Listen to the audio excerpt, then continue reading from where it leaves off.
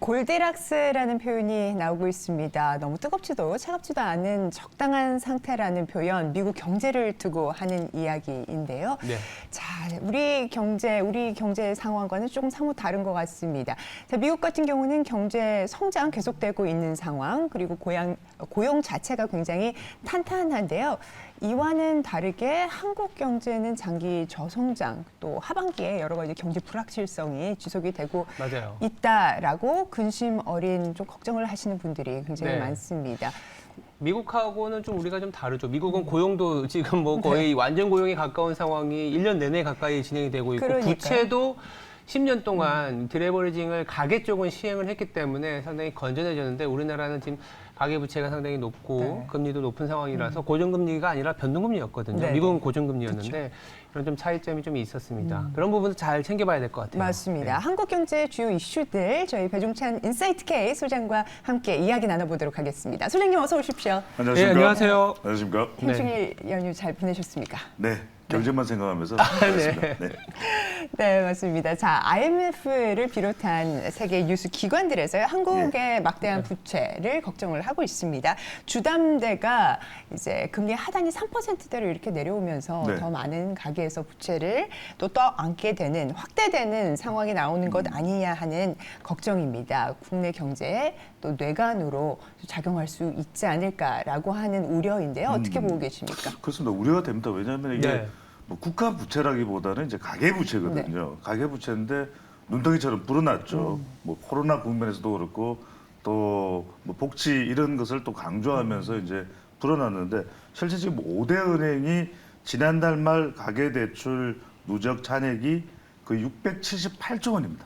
엄청난 규모입니다. 그렇죠. 이게 우리가 앞으로 국가 경쟁력에도 상당히 부담이 될 수밖에 없는데 지금 이게 그렇게 되는 또 특별한 이유 자체가 금리가 또 상당히 이제 내려와 있거든요. 네. 높았다가 지금 내려와 있기 때문에 이 3%대 금리도 있는데 이 금리의 특징은 뭐냐면 상생금리예요. 네. 경제가 부담스럽고 서민들이 부담스러우니까 정책금리 중소상공인들 네네. 올리지 마라. 상생해야 된다. 네. 이런 얘기하다 보니까 이게 이제는 뭐냐면 가계대 부채는 더 늘어날 수밖에 없는 네. 상황이 됩니다. 이때 이제 유비무환이 필요하다. 결과적으로는 한은에서도 지금 제기하고 있는 것이 디레버리징, 부채 이 상환이 돼야 되고 축소돼야 된다. 결국 뭐 두 분도 이제 궁금한 건 그럴 겁니다. 결과적으로 그건 알겠는데 네. 그러면 어떻게 되냐? 네. 부채를 상환하려면 돈이 있어야 되거든요. 돈이 있어야죠. 갚을 돈이 있으면 결과적으로 앞으로 일자리 문제일 겁니다. 음. 얼마만큼이나 일자리가 있어야 수입이 생기고 이걸 갚을 수가 있는 거죠. 네. 그 같은 가구 내에서라도. 그래서 앞으로 중요한 것은 이 부채, 가계 부채에 대한 유비무환 이게 있어야 되는데 우리 경제에 앞으로 중요한 지표로 여러분들 보셔야 될 겁니다. 얼마나 일자리가 좀 늘어나느냐. 네. 이 부분이 앞으로 상당히 중요한 대목이 될 것으로 보입니다. 네, 일자리라는 게 사실 늘어나면 당연히 선순환의 고리가 될 텐데 그렇습니다. 네. 최근에 우리 시장을 보면 다소 우려도 있는 게 사실인 게 주식시장은 2,600까지 왔거든요. 근데 이제 그렇습니다. 우리나라의 경제를 반영하기보다는 우리나라의 기업들의 어떤 하나의 생태계만 반영하는 그러니까 내수와 외수가 좀 분리되고 그리고 외수 상황에서 수출이 좋아지니까 경쟁력 있는 우리나라의 기업들이 치고 나가는 거는 좋다. 네. 이렇게 받아볼 수 있는데 물론 이제 투자자 입장에서는 우리나라 시장에 대한 얘기를 좀 더 집중해서 얘기해 보면 우리나라 이제 기업들이 이제 선진화되다 보니까 그렇습니다. 선진국 네. 지수에 대한 얘기들도 많이 나와요. 그러니까 수출 잘 되고 선진국이 잘 팔고 있으니까 네네. 이번 주 금요일 정도 되면 아마 이제 조금 뭐 윤곽이 나올 것 같은데 MSCI 선진국 지수 편입과 예. 관련된 후보, 그러니까 편입을 한다가 아니라 후보군에 대한 얘기들이 나올 수 있거든요. 가능성 그리고 득도 있지만 실도 있을 것 같거든요. 그렇습니다.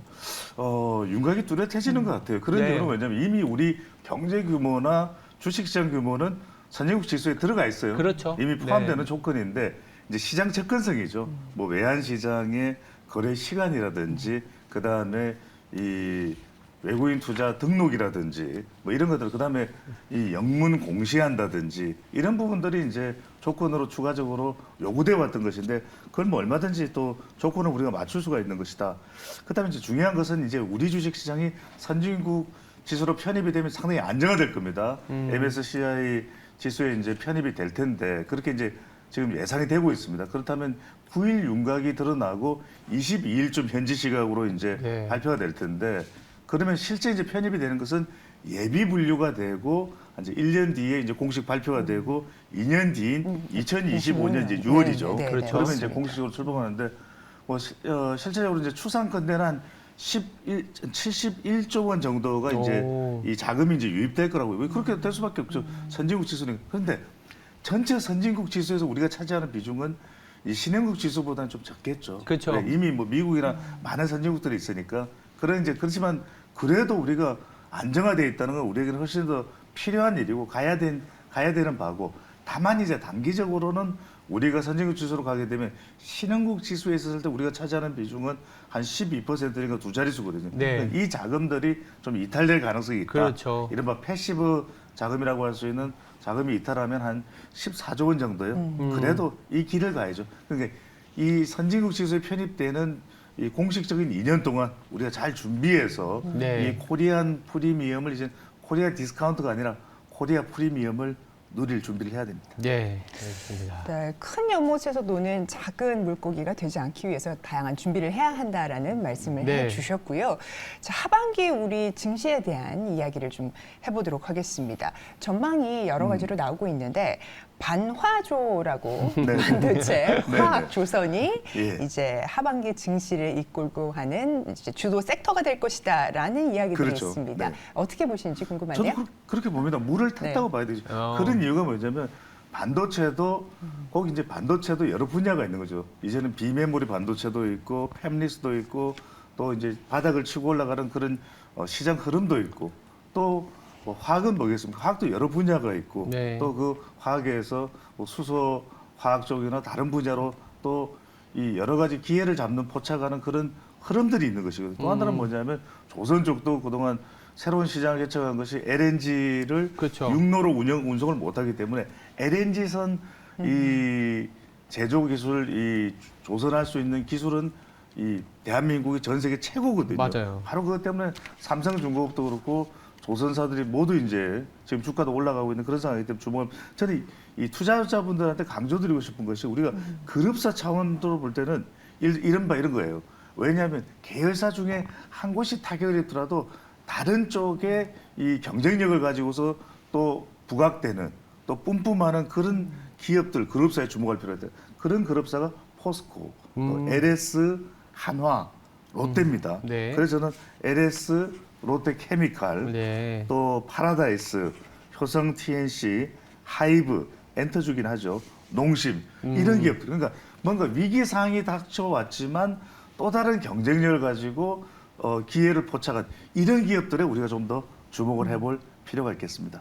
그러니까 네. 우리가 요즘 뭐 조금 또 코스피 좀 좋아졌습니다. 네, 네, 네. 그렇지만 이제 또 한편으로는 이게 완전히 이제 또 우상향하는 곡선은 아니기 때문에 네. 하지만 이럴 때 기회를 잡으려고 해보면 또 기회가 보여요. 그렇죠. 네.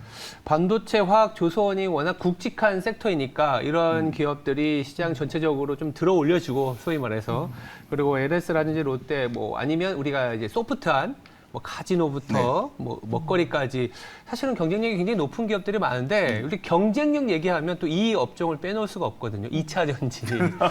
왜냐하면 반화조 이전에 시장을 끌어왔던 게 거의 홀로 2차 전지가 끌어왔었는데 그렇죠. 최근에 좀 우려 섞인 목소리가 나오는 게 네. 아무래도 중국과의 어떤 경쟁력은 뭐 LFP하고 NCM이라는 차이가 좀 있긴 하지만 점유율이 최근에 좀 조사에 의하면은 우리나라의 3사의 시장 점유율이 조금 하락했다고 나오고 있습니다. 아무래도 중국 업체와의 경쟁 구도였었는데 국내 업체 뭐 배터 잘 하고는 있지만 네. 조금 더 어떻게 하면 잘할지 관련 섹터에 대한 투자 전략까지 한번 짚어보고 짧게 요약을 해드리고 저는 네네. 시기적으로 봅니다. 그래도 하반기 내년 들어서면서는 저는 여전히 한국 기업에 기회가 있다. 예. 셀 메이커 쪽도 그렇고 저는 계속해서 양극재, 음극재, 또 분리막 이쪽도 다 보실 필요가 있는데 그런 이유는 네. 뭐냐면 결국 중국을 넘어서야 되는 것이거든요. 테슬라도 CATL과 결합하는 이유는 가성비인데 그런 이유가 또 리튬 등 이런 원료학부에서 중국이 앞서고 있다. 우린 좀 힘들죠. 네. 또 한편으로는 이 중국산 대비 가격 경쟁력도 우리가 좀 떨어질 수가 있는 거예요.